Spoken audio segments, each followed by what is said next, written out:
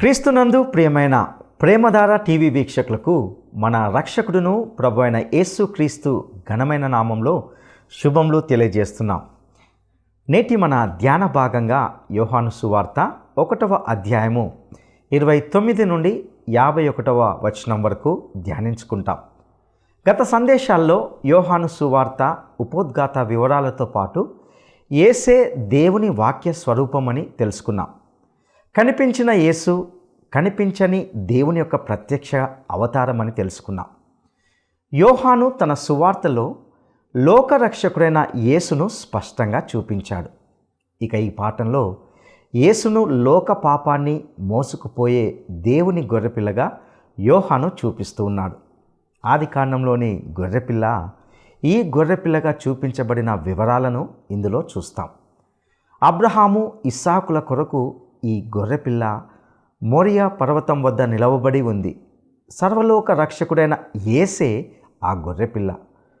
ప్రభువును తమ పాపాలను తీసివేయగల దైవ గొర్రెపిల్ల అని రక్షకుడిని నమ్మిన పేతురు, ఆంద్రయ, నతనయేలు మొదలైన వారు పాప నిర్మూలకుడైన ప్రభు వద్దకు వచ్చారు.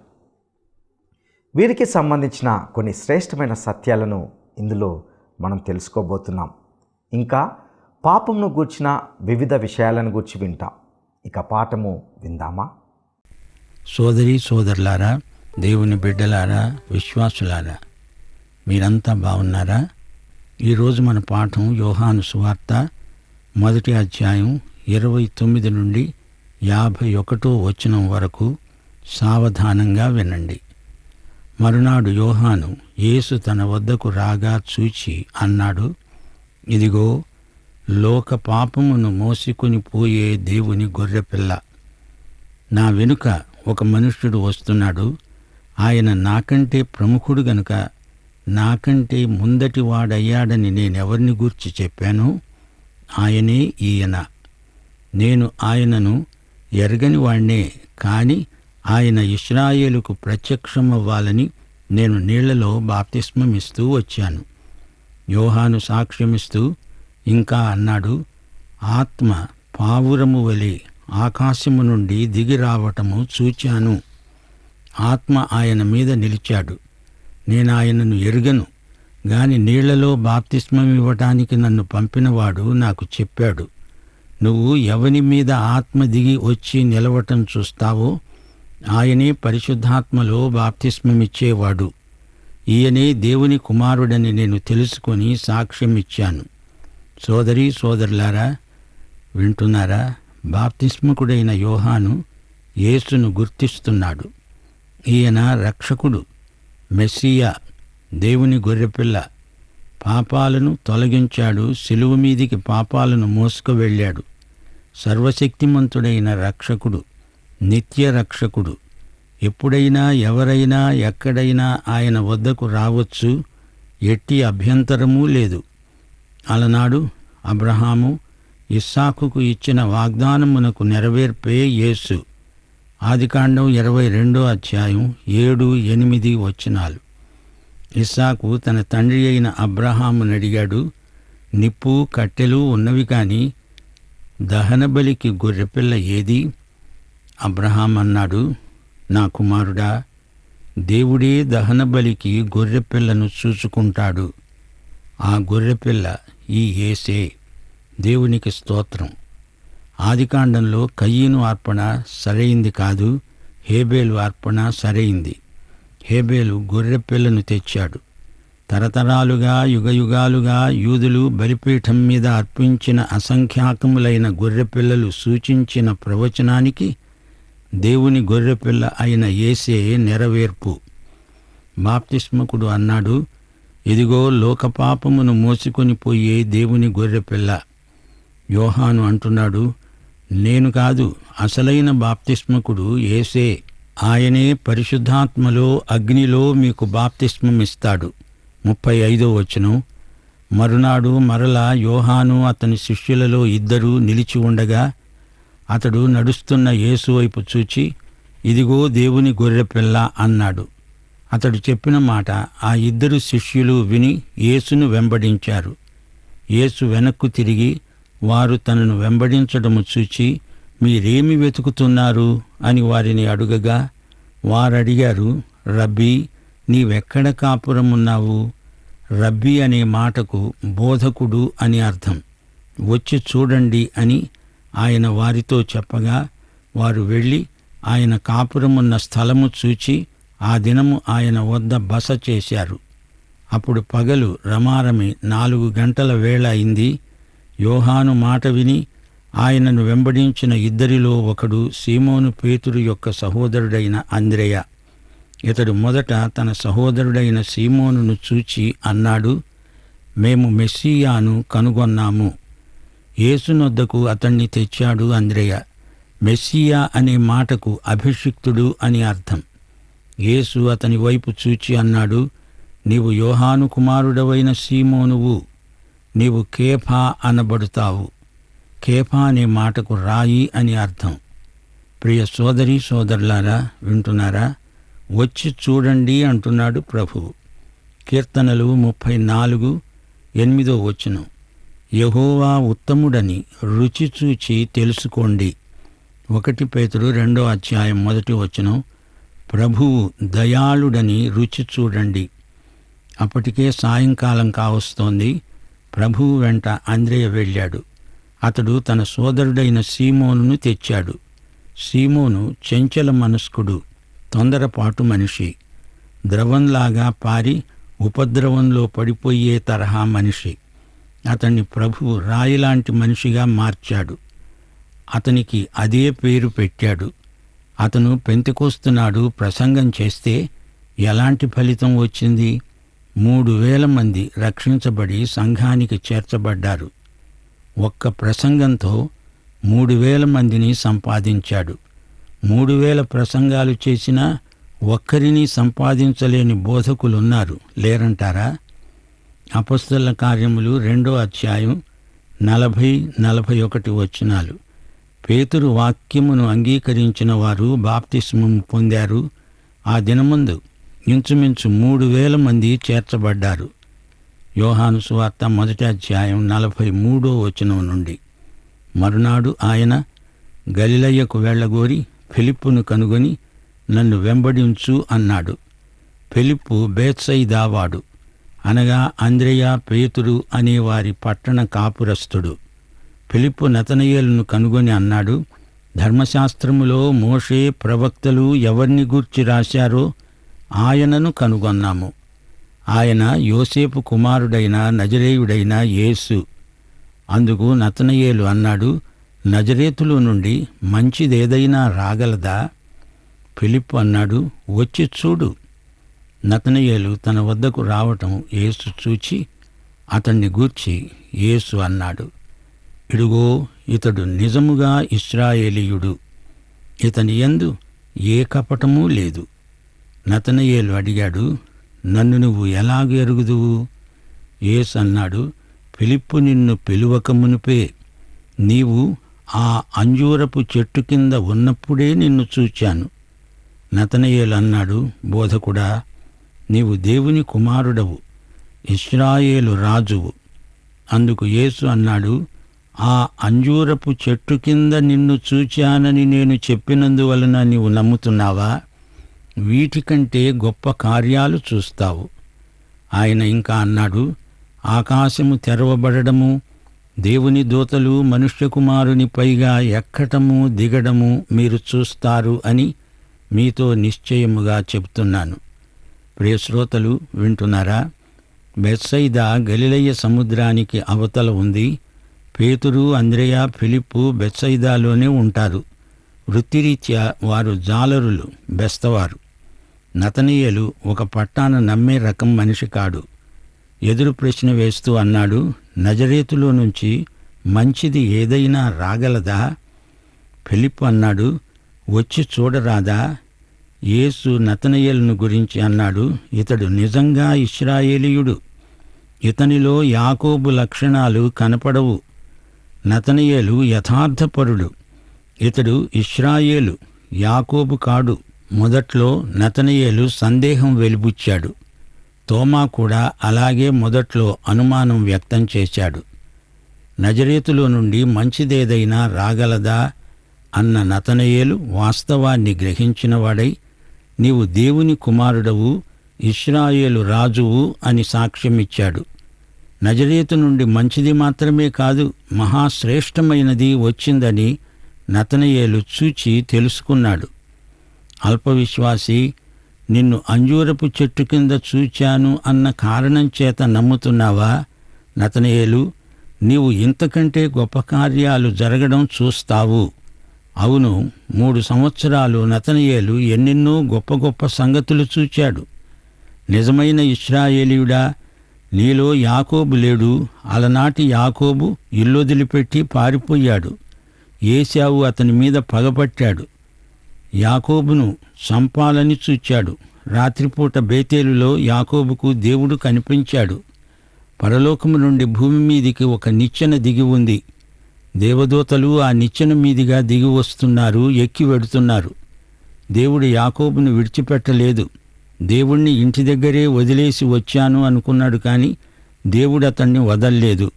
అయితే బేతేలు దర్శనంలో దేవుడు తనకెంత సన్నిహితుడో యాకోబు చూచి తెలుసుకున్నాడు. ఇదిగో నతనయేలు, ఆ నిచ్చెన ఏమిటో తెలుసుకో. నా పైగా దేవదూతలు దిగుతూ ఎక్కుతూ ఉంటారు. దేవుని దూతలు నా చెప్పు చేతల్లో ఉంటారు. ఎక్కమంటే ఎక్కుతారు, దిగమంటే దిగుతారు. నతనయేలు, నీకు ఆకాశము తెరవబడడము కనపడుతుంది. మనుష్య కుమారుణ్ణి మహిమలో చూస్తావు. నిచ్చెనకు పైగా తండ్రి ఉండి మాట్లాడతాడు. మత్తయి సువార్త 3వ అధ్యాయం 17వ వచనం, ఇదిగో ఈయన నా ప్రియ కుమారుడు, ఈయన యందు నేను ఆనందిస్తున్నాను. ప్రియ సోదర సోదరీమణులారా, వింటున్నారా? పరలోకానికి భూలోకానికి నిచ్చెన యేసే. యోహాను సువార్త 14వ అధ్యాయం 6వ వచనంలో యేసు అన్నాడు, నేనే మార్గమును సత్యమును జీవమును, నా ద్వారానే తప్ప ఎవ్వడూ తండ్రి వద్దకు రాడు. యేసే పరలోకానికి నిచ్చెన. ఈ నిచ్చెనను నీవు నమ్మాలి. అది నిన్ను పరలోకానికి ఎక్కిస్తుంది. ప్రియ సోదరీ సోదరులారా, యోహాను సువార్త 1వ అధ్యాయంలో ఆధ్యాత్మిక సత్యాలు ఎన్నో ఉన్నాయి. వాక్యం అవతరించింది. యేసు శరీరము ధరించిన దేవుడే, తండ్రిని బయలుపరిచిన అద్వితీయ కుమారుడు యేసే. యేసుకు సాక్షులు కావాలి. బాప్తిస్మకుడైన యోహాను సాక్ష్యం ఎంతో గొప్పది. అంద్రెయ సాక్ష్యమిస్తూ యేసే మెస్సియా అన్నాడు. ఫిలిప్పు సాక్ష్యం యేసే పాత నిబంధన ప్రవచనాల నెరవేర్పు. నతనయేలు సాక్ష్యం యేసు దేవుని కుమారుడు, ఇశ్రాయేలుకు రాజు. యోహాను సువార్త 1వ అధ్యాయం 29వ వచనం మరోసారి పరిశీలించండి. ఇదిగో లోక పాపమును మోసికొని పోయే దేవుని గొర్రెపిల్ల.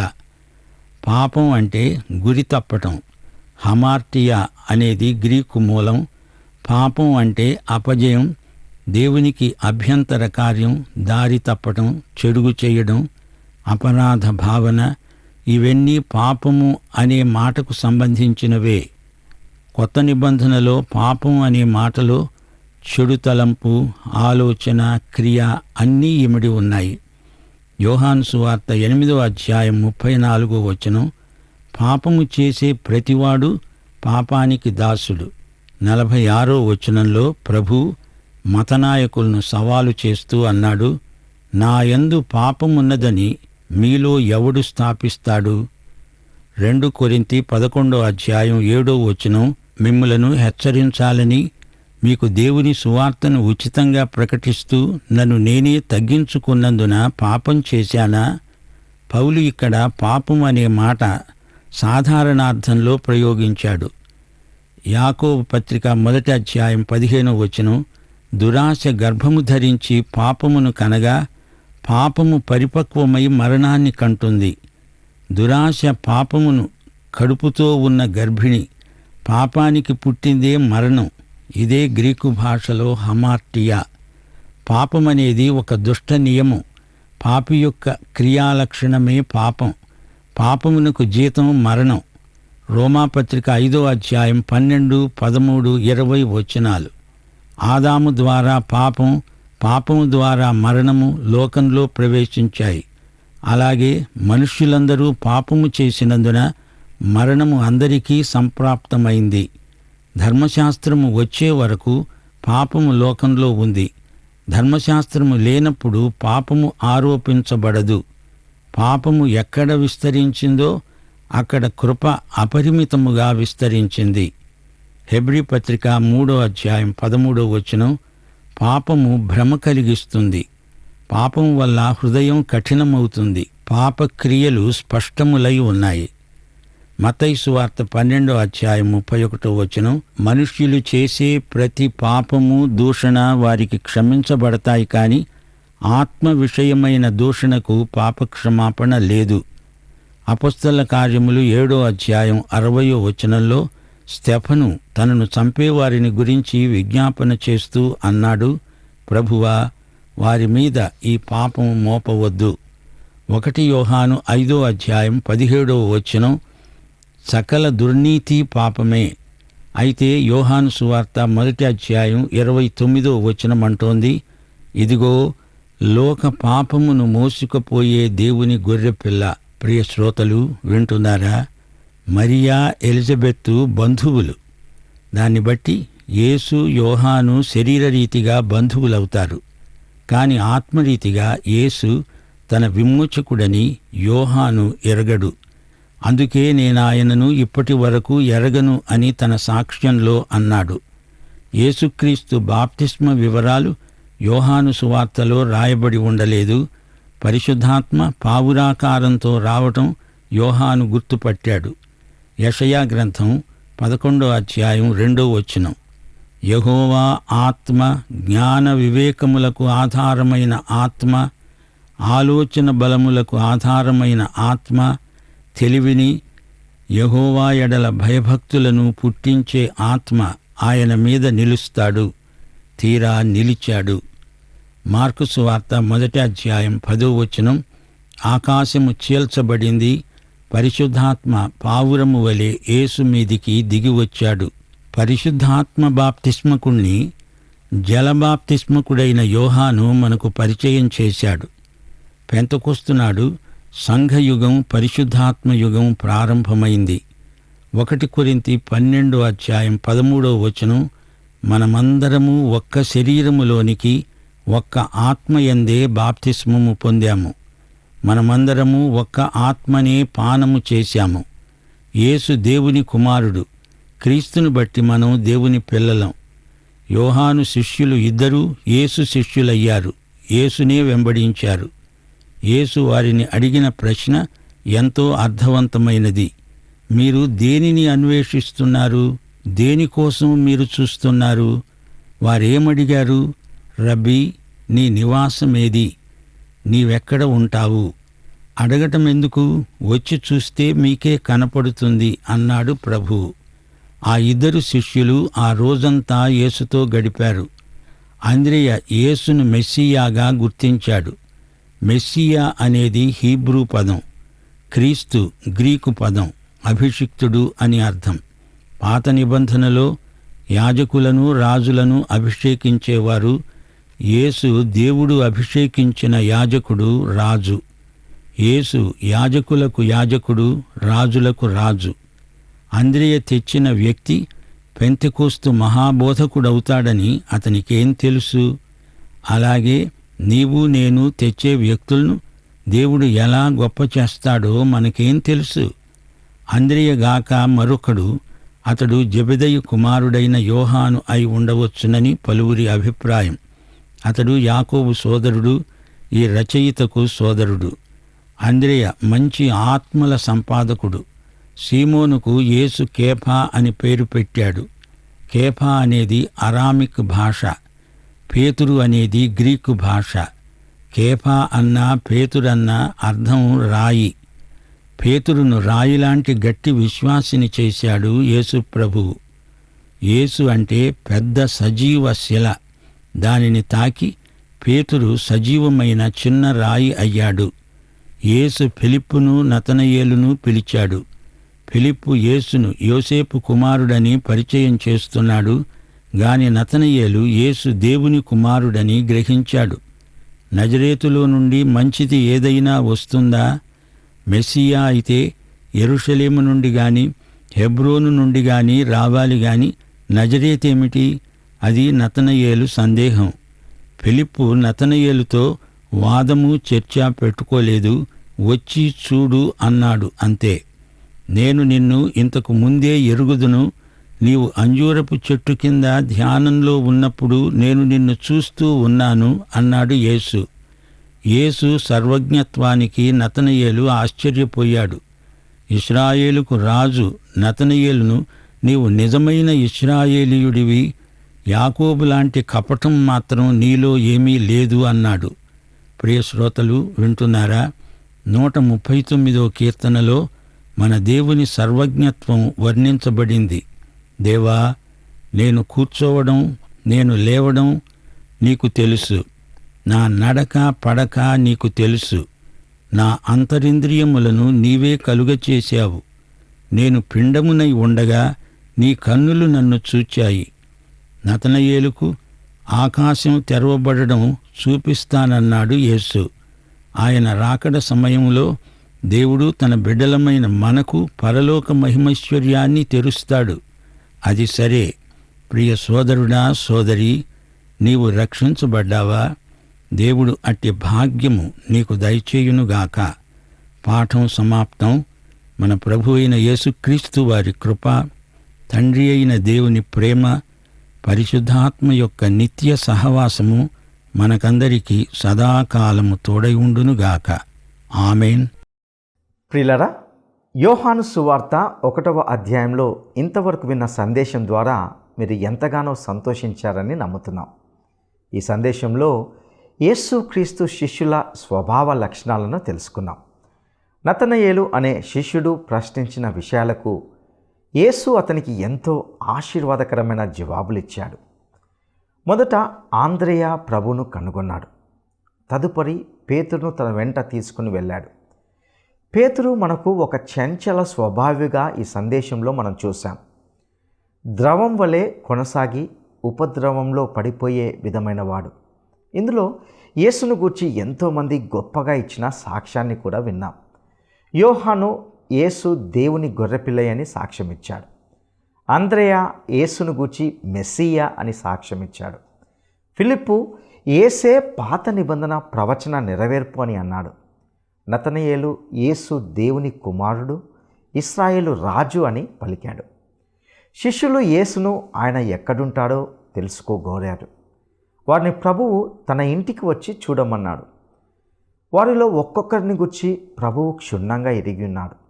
ప్రభువుని గురించి కూడా ప్రతి శిష్యుడు, ప్రతి విశ్వాసి ఎరిగి ఉండాలి. తన తోటి జీవితం ఎట్టిదై ఉండగలదో వచ్చి చూడండి ప్రభువు శిష్యులకు ఆహ్వానం పలికాడు. పరలోకానికి భూలోకానికి నిచ్చెన యేసే అనే విషయాన్ని తెలుసుకున్నాం. యేసు ద్వారా కలిగే రక్షణ పాప క్షమాపణతో కూడినది. ప్రియ సహోదరుడా, సహోదరి, ఈ సత్యాలు నీ జీవితానికి అన్వయించుకోగలవు. మీరు ఇంతవరకు విన్న ఈ సందేశంపై మీ అభిప్రాయాన్ని మాకు తెలియజేయగలరు. అట్టి కృప దేవుడు మీకు దయచేయనుగాక. దైవాశిస్సు.